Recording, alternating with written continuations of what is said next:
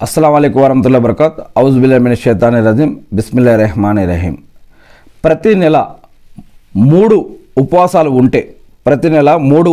ఉంటే ఎంత పుణ్యం? ప్రవక్త ముహమ్మద్ సల్లల్లాహు అలైహి వసల్లం గారు ఉండేవారు, ఉండమని ఇతరులకి ప్రోత్సహించేవారు. ఎందుకు? దీని గురించి మనం తెలుసుకోబోతూ ఉన్నాము. అబ్దుల్లా బిన్ అమ్ర్ బిన్ ఆస్ రజల్లాహు గారి కథనం ప్రకారం ప్రవక్త ముహమ్మద్ సల్లల్లాహు అలైహి వసల్లం గారు, నన్ను ఓ అబ్దుల్లా, నీవు పగలు ఉపవాసం ఉంటున్నావని, రాత్రి నమాజు చేస్తున్నావనే వార్త నాకు అందలేదా?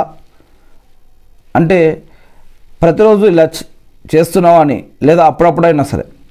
మరి ఏ విషయం గురించి ముహమ్మద్ సల్లల్లాహు అలైహి వసల్లం గారు అడిగారో మొత్తానికైతే ఈ విధంగా అడిగారు ఆ సహబాని.